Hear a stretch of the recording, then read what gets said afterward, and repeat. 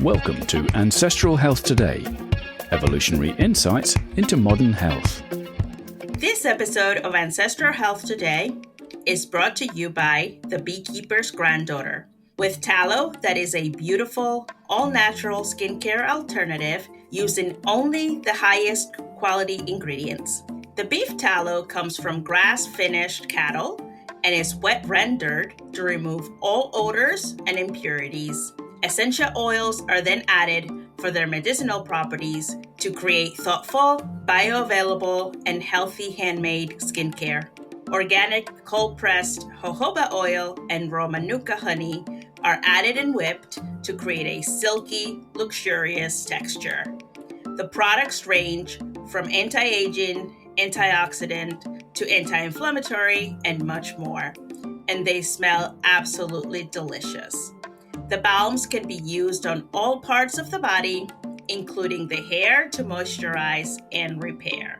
Please go to thebeekeepersgranddaughter.com and use the discount code AHT15 at checkout to receive 15% off of your first order. And don't forget your Christmas presents. Welcome, everybody, to the Ancestral Health Today podcast. And today I am delighted to have with us Dr. Red Hoffman.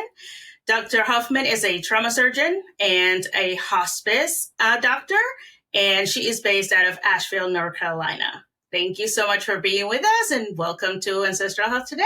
Oh, thanks so much for having me. I'm really excited to be here. That's wonderful. We're delighted to have you as well. Let's start with letting our audience know a little bit about you. If you want to go back as far as you want to go and let us know who Dr. Hoffman is, the audience can get to know you. Sure. So my name is Red Hoffman. Most of my patients call me Red or Dr. Red. And I actually initially started my professional career as a naturopathic doctor and as a yoga teacher in Portland, Oregon. And then through some experiences that I had in Mumbai, India, where I was studying actually homeopathic medicine in a truly integrative hospital. It was an amazing experience. I got to spend some time in the operating room with surgeons and still remember having this aha moment where I said, oh my God, I really want to be a surgeon. And so after finishing naturopathic school in 2004, I worked for 2 years, and during that time was applying for medical school. I always like to share I didn't get in the first time, and I think that's one of the times in my life where I had to decide how badly do I want this, and I wanted it badly, so I went for it again. And I ended up going to medical school at OHSU in Portland, Oregon. Also where I went to naturopathic school. And I was very blessed to go to this medical school because Oregon actually is the birthplace of the Death with Dignity movement. OHSU had an amazing palliative care team. So not only did I get really invigorated about surgery, but I also was introduced to palliative medicine, which really changed the whole course of my career. And I ended up doing a general surgery residency in Phoenix, Arizona at the county hospital, and then did another year of training in surgical critical care and trauma. And then my last year of training was in hospice and palliative medicine. And I'm one of about 90 US surgeons who is also board certified in hospice and palliative medicine. And I have a beautiful career where I get to really combine the best of both worlds, which is trying really hard to save people's lives and getting to operate on them and care for them in the hospital. And then when plans change or goals of care change, I get to shepherd them out of this world through my work with hospice. And so I feel really excited by what I get to do. Every day is really different, and some days are way more challenging than others, but I'm never bored. I'll say that. That's amazing. Yeah, it sounds like it's a lot to tackle, but it's also so much involvement with such different levels of people's care. Yeah. It is amazing on those, it doesn't happen all the time, but when it does happen that, a couple of weeks ago, I worked only for 3 days in a row. And on the first day I got to operate on someone And unfortunately, it was a situation where we knew there probably wasn't going to be a high likelihood of survival. And on the next day, got to really spend that time with the family dealing with that. And then on the last day, got to sit with her while she died. And, obviously it wasn't the outcome that we wanted, but to be able to, I never have to say to someone, there's nothing else I can do for you. There's always something else I can do. And oftentimes that may be providing comfort or just holding their hand because maybe the family doesn't want to be there, but I can be there instead. So it's very fulfilling for my heart. That must be very healing for you too. It is. As a trauma surgeon, if things don't go well, you're just not, leaving knowing that, nothing else could be done, but you have the opportunity to really see that care through. Yeah. And I have to say, I feel I just work for a great place that allows me to really do both of these jobs. It's sometimes hard to find that mix. Either someone wants you to be a full-time surgeon or a full-time hospice doctor. And the fact that I get to do both is just, I feel very, very lucky in my professional world. Mm-hmm. Did you always know that you wanted to be a doctor growing up? No, I thought I would be a writer, and my head was definitely in the clouds. I don't remember really enjoying science, but then when I was 19 years old, my father was killed. He was killed by a terrorist in Cairo, Egypt, while he was on a business trip. And that experience changed really the trajectory of my life and of my health too. And so because I was 19, I didn't have, nor did my community at the time have really the words or the tools to explore what I was feeling about this very traumatic event. And so I think like many people, particularly I think young women, tend to somaticize their emotions. That doesn't mean it's all in my head. It certainly went right to my body, but I think it started, a lot of my issues did start with this very emotional event. And so I was very sick for several years in my young 20s with a lot of gastrointestinal issues, and initially went through all the testing with allopathic doctors, but then eventually found my way to both an acupuncturist and a naturopath in South Florida. And that naturopath just really changed my life. I mean, one, she gave me great care, and two, she introduced me to the world of naturopathic medicine, which I knew nothing about at the time. And so at some point I realized this is what I want to do. And I still remember the day going with my friend Helga, who's no longer alive, but I remember going with her to we were both going to college together and going to change my major to biology. I forget what my major was, something in the social sciences or something, but going to change it to biology and again, making that decision, like, I want this and I am going to take this risk and I can do this. I used to think if all these idiots before me can do it, so can I. I mean, a million people have done this work, have gone through organic chemistry and have managed to survive. And, it was a huge step for me, but I was so glad that I did it. Yeah, that's wonderful. So tell me a little bit more before that. What was Red like growing up? What type of environment? Yeah. So I was born in Brooklyn and raised in New Jersey. My parents were married until my father died, and grew up with there were 7 first cousins all together that we were very close, and was very close with my aunts and uncles and grandparents. I mean, I was really surrounded by a lot of love and support. I was not into sports or moving my body. That came like in my young 20s. I really just wanted to read all the time and write. I mean, I definitely lived in my head a lot. And then in high school, I definitely didn't have the best high school years and struggled a lot with depression. And that was kind of like the beginning of that medical journey for me that's been ongoing as well. And didn't really know, I think my heart and my head were very separated. Like I didn't really have a a great understanding of self-soothing or really have that understanding of how my emotions could affect my body. That really came to me more again in my 20s, particularly through naturopathic school. But I think I was just like very creative, and I had, especially my father was, he was a mechanical engineer by trade, but he was a very, very creative man. He was always learning new skills, and he just really encouraged my love of reading and writing and being creative. All right. So you had sort of like a transformational experience with the naturopath that you saw, not just for your health, I imagine, but also that drove you into medicine.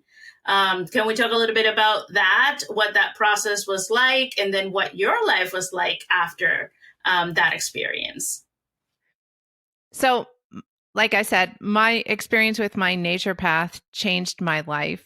I didn't grow up knowing anything about nutrition per se. I certainly didn't know anything about supplements. I'd never heard of homeopathy at all. Going to the acupuncturist, actually had never had acupuncture before, but my grandfather loved acupuncture. He was a very I'd say very conservative Jewish man in Brooklyn, but he used to go to Chinatown and get acupuncture. So like I knew about acupuncture at least.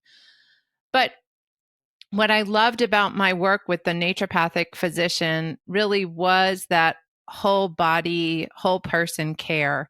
So being able to talk about what was going on with me emotionally and sometimes spiritually, but also address what was going on physically, I found that was very powerful.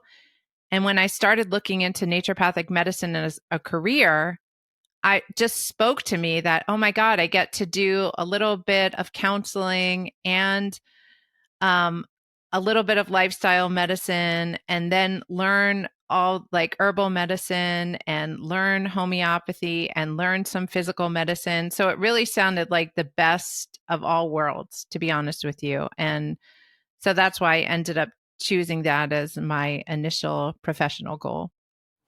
So, what about the path of your health after that, up to the present moment? What were you like? What was med school like, and how did that affect your health? What type of things did you like to do during that time? And then we'll get to talk a little bit more about the present. Sure.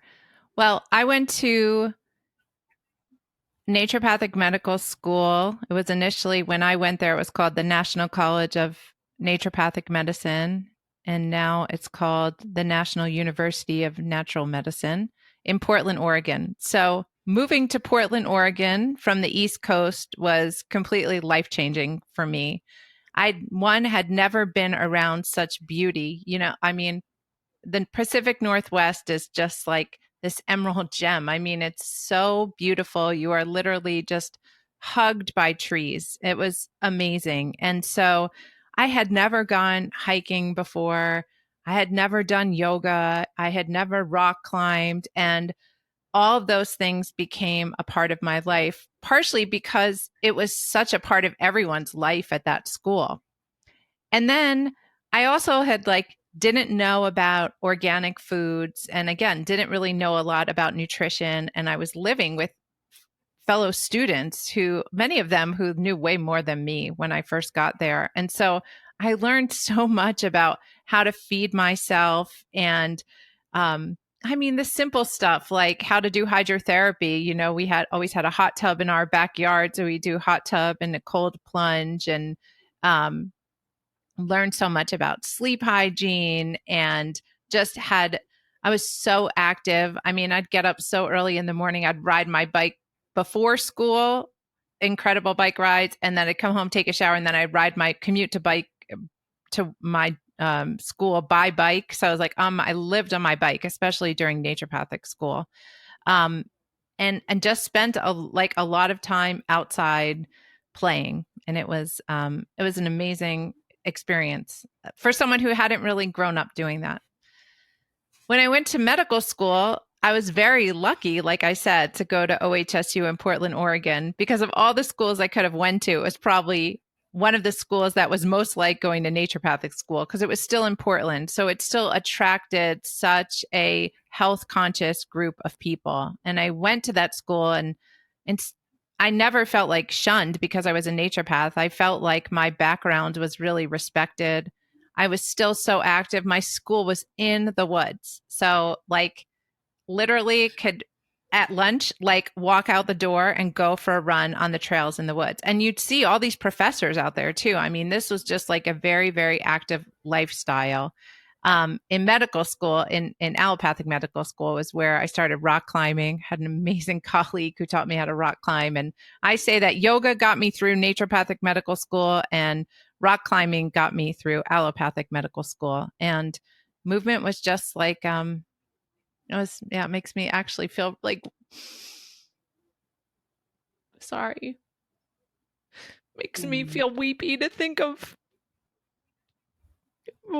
my body then. It was just a really strong, active, healthy body. Even when I wasn't treating it great, I didn't always make the best decisions for myself, but it was just a very like resilient body. It got me through many, many years of school. and to tell you what I was like, even in residency, my first year of residency, I freaking ran a marathon. I used to get up at 3:00 in the morning and go running and then go work all day. And I ran, and I had never run a marathon before. I trained for a marathon and ran it at the end of my intern year.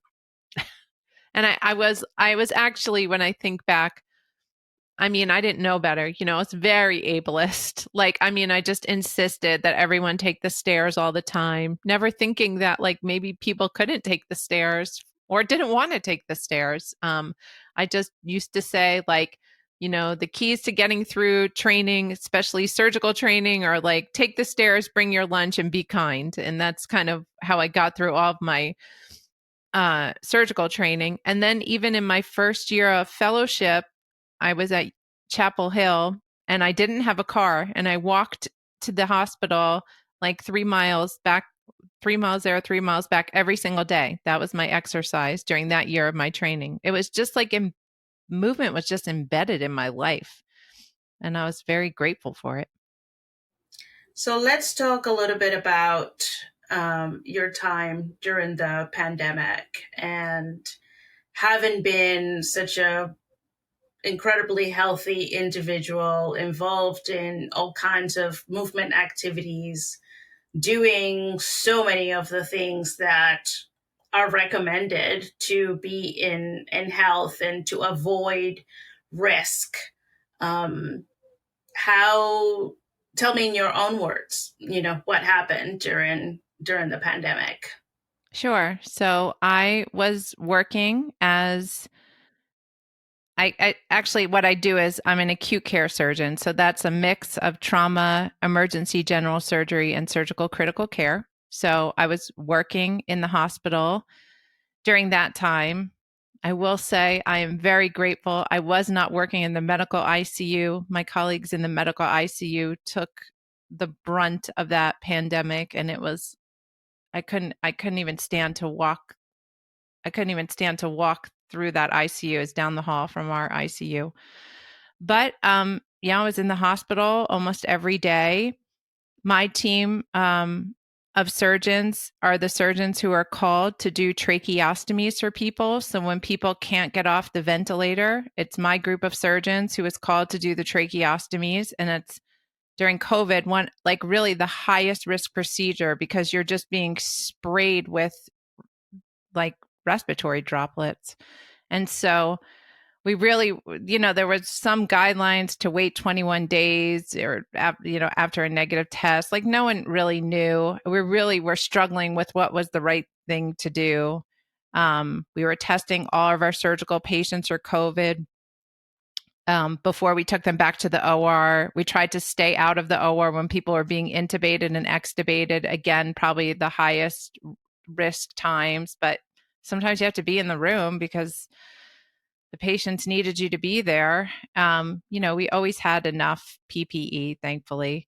But I just had like so much anxiety all during that time. And then unfortunately in my personal life, in September of 2020, my partner at the time fell off a ladder at work and got a traumatic brain injury. So on top of dealing with COVID, I was dealing with his newly acquired traumatic brain injury, which turned out to be just a very unfortunate nightmare. And I became his caregiver. So my stress level was like, I had never, I mean, it was like the worst time in my life.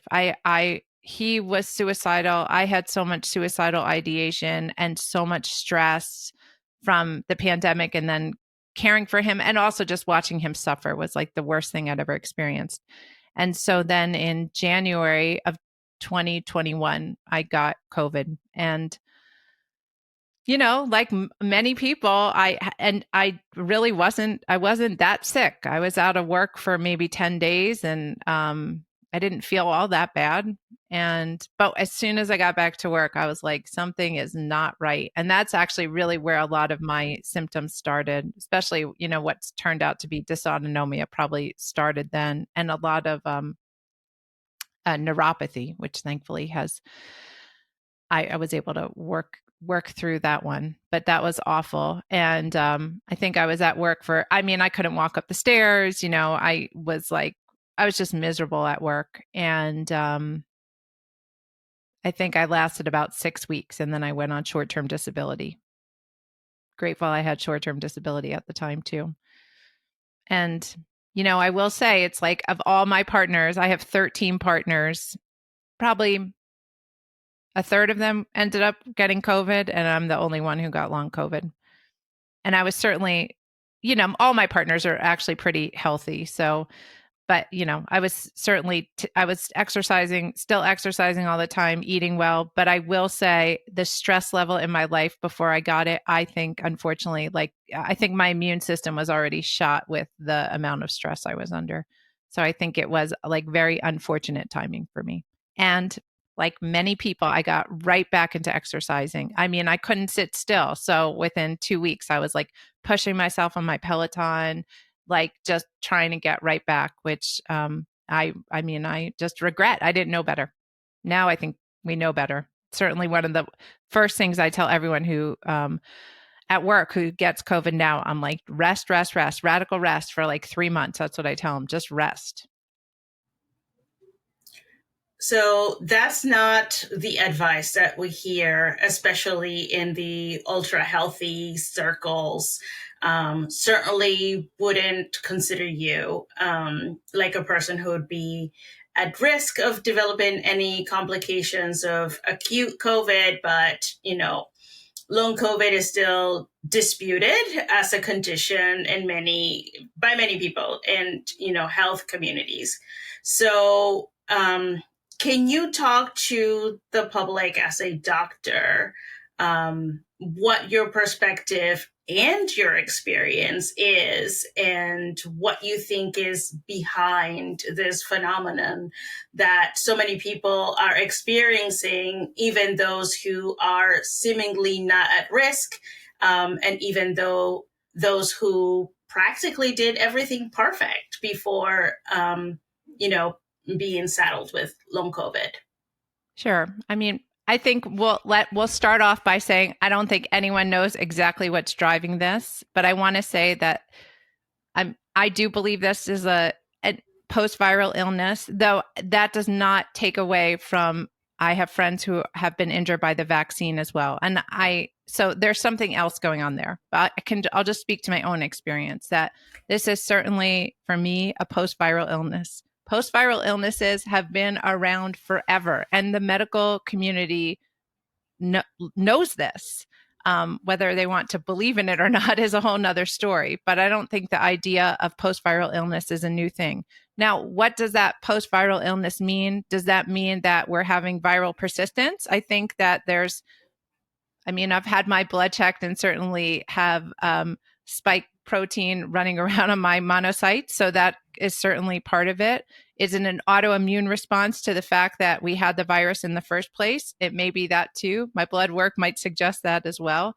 I certainly don't have all the answers, but I think it's disingenuous of us as a medical community to look back at people who've had illnesses such as Epstein-Barr virus, who've had illnesses such as Lyme disease, who've, God, even had like older coronaviruses and have just never been well again, to say that this is a new phenomenon.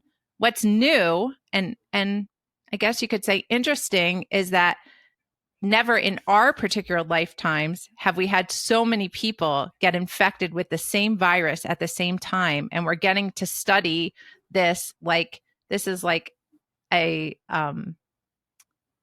I called myself like a diagnosis in evolution. Like we're watching it play out in real time rather than looking back, like I think a lot of people with ME/CFS do, and say, oh, yeah, I did get sick 15 years ago and I was never well. You know, that didn't click right away. I think because of the ME/CFS community, I mean, I think raising the flag to us really early on, they're like, watch out, this could be happening to you, you know, and I'm so grateful to that. I'll also say, as a doctor, I've been a little disheartened by like some of my fellow medical doctors who would just kind of assume that I'm making this up or blowing this off. I mean, what I would say to that is like, you just heard my story. I was this active, like vivacious person. I don't want to be sick. I don't want to be a surgeon working part-time. I'd rather be a surgeon working full-time, making a full-time paycheck instead of a part-time paycheck. And I certainly don't want to be a patient, because I think being a patient is a really, unfortunately, very challenging for any patient, and certainly for a patient who has a chronic medical condition that doesn't land in one specific field. It's very hard. So I don't know anyone who would choose this path. I'd also say, as a physician, like, it's so interesting. I have like the smartest friends who get COVID and feel like they're going to be deconditioned if they don't move their body within a week or two. And I'd say it's true. I mean, like, you know, when we stop exercising, we do, like anyone, you know, if you stop exercising, you do lose some of the gains, and then you get those gains back. We've all gone through those cycles with exercise in our life. I'd say the risk of getting deconditioned versus the risk of ending up with a long condition like long COVID, it's like you can't even weigh that risk benefit ratio. I still suggest like radical rest. You deserve it and your body deserves it.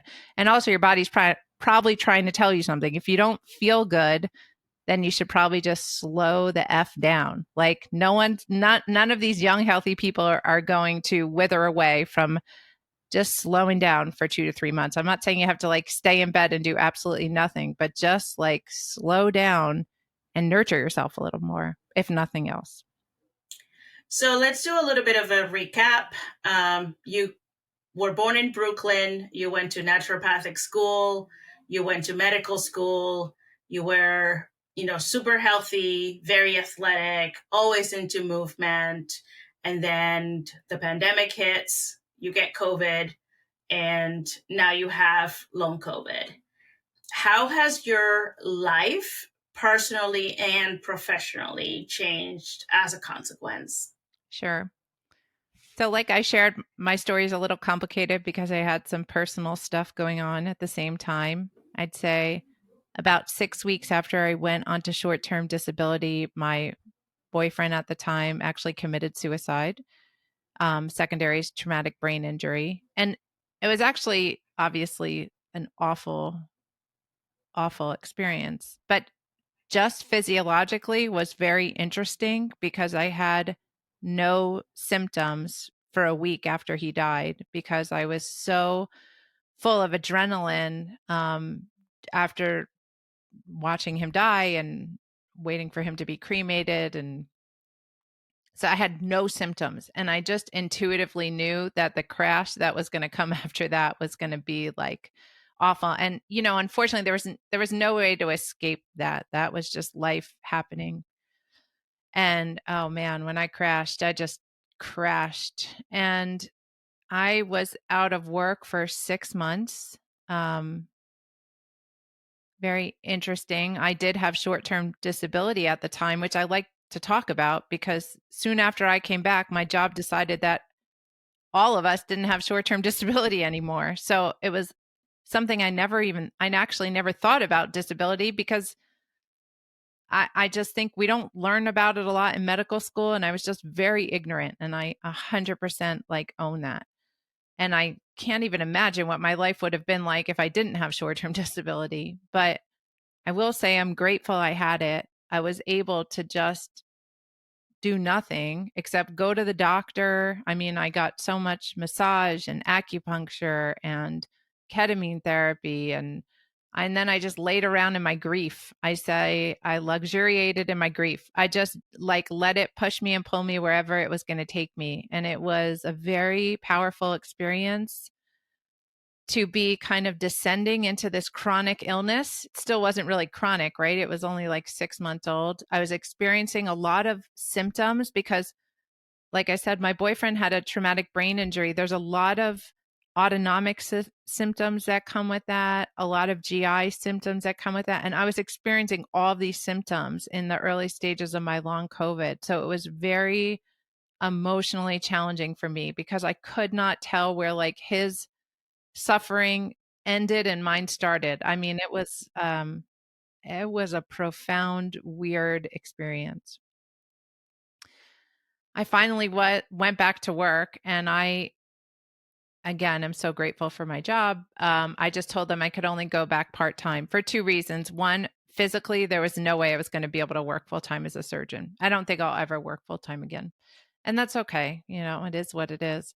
But also emotionally, I'm a trauma surgeon and a hospice doctor. And to go back and be dealing with traumatic brain injuries and suicides and death was really emotionally overwhelming. And it still is, but I've done a lot of therapy, especially EMDR, to kind of separate myself from that experience. But it takes a lot out of me emotionally on top of what's going on with me physically. So I went back to work part-time. I was able to, because of my training in hospice and palliative medicine, was able to like pick up some other administrative work at my hospital. They've been so kind to me with that. So that's been great. I do a lot of work from home. I always joke, I take a lot of meetings from the bathtub. So when people are always telling me to put on the camera, I'll tell them you really don't want maybe do want the camera on right now, but I'm not turning it on. But I just say that the tenor of my life has really changed. You know, like all of that exercise that was such a part of my life is not, and that I really miss, particularly my long walks, because walking the last couple of years was like a real salve for me. And I don't really feel like I can do that anymore. What's odd is I can lift weights. And I also am a big on working on weightlifting for me because I feel like the stronger my legs are, I think it does help with some of my dysautonomia symptoms.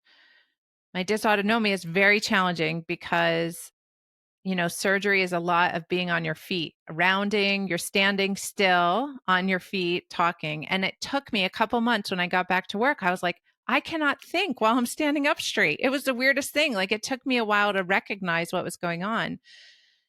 And when I finally was able to see a dysautonomia specialist, we have an amazing doctor in North Carolina that everyone goes to see. And I'm so lucky I got to see him and get a very appropriate workup with all of the blood work and a formal tilt table test and pseudomotor testing. I mean, I got everything.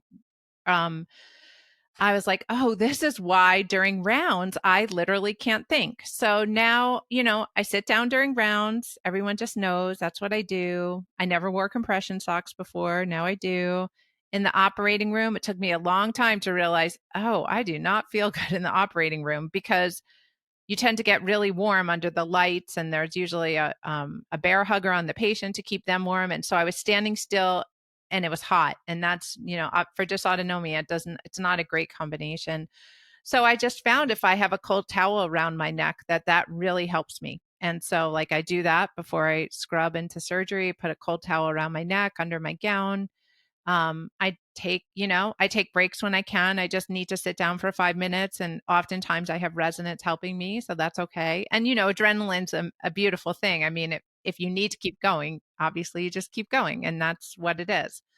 Um, I've been very mindful about my schedule. I try to like shift around my shifts a lot. So I only work like 3 or 4 days, like probably 4 days is the max I can work in a row. I used to work 7 days in a row. I spend a lot of time sleeping. I mean, I just spent a lot of time recovering so I can go back to work. I mean, that is, I feel like I work part time so that I can recover part time, is what I feel like. And yeah, I just feel like my life has gotten, I don't want to say there's not joy. There is. I have a wonderful boyfriend who brings me so much joy, and there's like music and creativity in my house, for which I'm so grateful for. I'm so grateful I have good health insurance and that I'm able to pursue a lot of different treatments that my health insurance doesn't cover. I have so much gratitude, but I do have to acknowledge my grief. Like, my grief is that it's hard to travel. So I'm also very scared because I don't want to make myself sick. So I feel like I any plans I make, I mean, I'd say 3/4 of them I cancel because I never know how I'm going to feel. That's definitely life with chronic illness. So I'm hesitant to make plans. And so I just say that the tenor of my life has really changed, and that I just feel like my world has gotten a lot smaller. And I try to find the joy in that, like in my home. I've done a lot of nesting. I have a lot more plants in my house so that I feel like happy in my little house. But it feels different. And I carry around a lot of sadness, and I'm not really sure what to do with, to be honest with you. But I will add, I don't think that I needed any of these experiences, my boyfriend's injury, my boyfriend's suicide, my experience with long COVID, to be a better doctor. I think I was a good doctor before. And I think because of my background in naturopathic medicine and hospice and palliative care, that I was a surgeon that had a lot of heart. That being said, if there is one little silver lining, I do think I'm a even better doctor now, because again, didn't I didn't know, I didn't have a clue of what my patients who have chronic illness were dealing with. And I think I'm just better at recognizing what they're going through when they're in the hospital. I'm really almost insanely motivated to make sure that they get back on their home medications when they're in the hospital, which I don't think we do a good job at. But I recognize how important my home medications are to me and how I don't feel good if I don't take them. So I really try to do that for them. And then I've always given people my phone number all the time since I started in medicine in 1999. I always have given out my phone number because I've always recognized how hard it is to navigate the system. But I just encourage people to use it more. Like, I'm just very happy to help people in any little way that I can navigate this awful system that we're all trying to navigate. So you mentioned dysautonomia and how that affected what you're doing in the OR and the breaks that you have to take. But can you tell me a little bit more about the rest of the symptoms? What is the all-encompassing, long COVID diagnosis, and what other symptoms do you experience that have made you or have necessitated that you make changes in how you live your life? Sure. So it is a little confusing, right? Because there's this diagnosis of long COVID, but then underneath that, I think a lot of us end up getting a lot of other diagnoses as well. For me, I'm coming up on 3 years. I think fatigue has been like the one most consistent symptom for me. It has actually gotten a little bit better over the last few months with Remission Biome, which we can talk about. But that's been like the all-encompassing symptom, fatigue, and then a real change in my sleep. I was someone who never had issues. I could have fallen asleep anywhere. And so now sleep has been an issue. Like, I have to take something to sleep. So getting restful sleep is, although with medicine, it's been a little less of a challenge. My other new symptom that I didn't, again, know anything about was mast cell activation syndrome. And that has been like, I did not have that right away. The first 6 months, I really didn't have that. And now that is a symptom that is just dogging me. And it's been really bad the last couple months. So reactions to food, had reactions to smells, who knows what else I'm reacting to in my office, probably like mold or whatever. I mean, like it's just it's a real challenge to not feel safe in your environment. It's annoying, it's annoying. I mean, yesterday my partner said, "Here, smell this candle." Well, of course I smelled it, and that just set off the rest of my day. And then I was just bright red and on fire and nose dripping. I mean, from smelling a freaking candle. I don't think of myself as that person who's so delicate. I don't think of when I think of a trauma surgeon, it doesn't fit with me being so sensitive, but yet there it is, it's just my body is just really reacting to the environment right now in ways I wish that it wasn't. And then also for me is a lot of GI symptoms. So as I shared, I had a lot of gastrointestinal symptoms in my 20s, and my GI tract has always been a challenge for me. And I had actually had a diagnosis of methane dominant SIBO before all this started. That was, when I look back, actually pretty bad, but it definitely, after I got COVID, I said I felt like a bomb went off in my stomach, literally. And for almost a year, every single time I ate, I literally had a stomach ache. My stomach, like when I think of my organs, it was my stomach that hurt. I've been very aggressive in treating my methane dominant SIBO. I mean, with low FODMAP diet and rifaximin and neomycin multiple times. And that for right now seems to be better, but I have to just be really mindful about what I eat, which also takes a lot of joy out of life, because like it's fun to eat. And I used to love drinking yummy cocktails, and that just like is not something that works that well for me anymore. So what would you say to, people who are leading really busy lives and, they're dismissing a lot of the concerns that people have about COVID because it's simply being labeled as a regular cold. If you don't get symptoms and there's, nothing to worry about, there's no difference between that and a cold. If your younger self was one of those people thinking that way, what would you have told yourself? I mean, I have to say I did everything to protect myself to not get this. And I would tell myself again, I don't want this. I mean, I am, I think, one of the few people at work who still masks when I go to work. And also for me now, I have to say, I don't want anything, because anytime I get any sort of little virus, it just sets off such a reaction in this body that's really, I think, on overdrive right now. So I'm like, why take the risk? But you know what? That's for me. Like, one thing that I personally came out of this pandemic, I had some thoughts at the beginning that I don't have anymore. Thoughts around vaccination that like I kind of just ended up realizing, because of where my body's at now too, everyone needs to make their own decisions. Like I really feel like that. And and I'm saying that as someone who had, made some decisions at the beginning that I can't really even make anymore based on where my body's at now. And like what I would hope for our whole world is that we could just have a place where we can have information that like is reliable and trustworthy, that doesn't have any agenda behind it, but also that recognizes that we're all living in our own bodies. I have no idea. I can barely understand what's going on with my body right now. Again, really much a diagnosis in evolution. And so all I can do is try to do the best for me.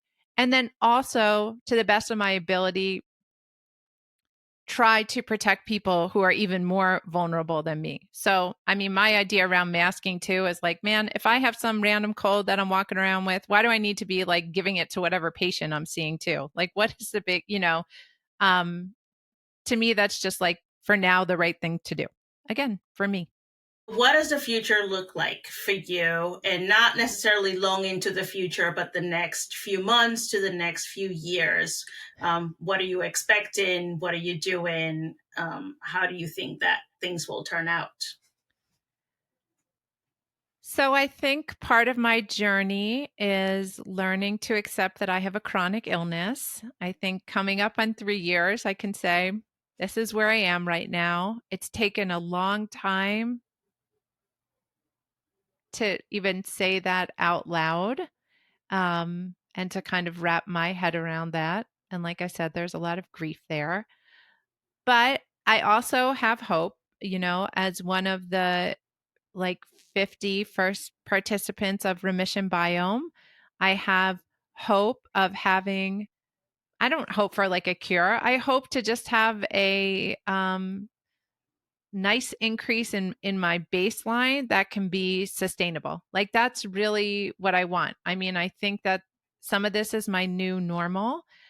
And I will say, I'm in a lot of therapy to figure out again how do I accept this? But there's many times in our lives where our bodies go through transitions. I mean, for me, it's rather fascinating. I'm also turning 50. So obviously I'm going in this wild, wonderful world of perimenopause and trying to figure out what is going on, even though a million people have done it before me. For everyone, it's a new journey. And so I think having these two journeys at the same time is really kind of a hoot, to be honest with you. But yeah, I hope for an increased baseline, and I hope for just grace for myself to learn to, live within somewhat different boundaries and feel grateful for what I have. Again, I'm grateful I can lift weights, even if I can't go for a walk. I'll have to just live with that and learn to be happy with that, I also think that I have set a nice new routine for my life that is a lot slower, and I don't see that changing. This is how I'm going to live. If I work for 15 more years, I think my professional life, I hope, will remain like this, because I think that it does allow for a lot of time for rest, recovery, and in that creativity too, because I need to be rested and recovered to be creative. Well, that's a great place to end this conversation. Thank you so much for the time that you have given us today. And thank you for sharing your story with the audience and giving everyone else a little bit of a unique perspective of what it is to be with long COVID, especially coming from someone who came from a very healthy body. Where can people find you? Well, thank you for asking. You can find me on my website, which is red, like the color, redhoffmanmd.com. And then I'm also on Twitter /X and on Instagram and on LinkedIn, all at redmdnd. So medical doctor, naturopathic doctor. Wonderful. Thank you so much for being with us today, Red. Thank you so much for having me, Isabel. Thanks for joining us on this episode of Ancestral Health Today.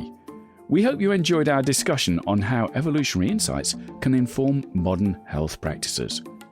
Be sure to subscribe to our podcast to catch future episodes.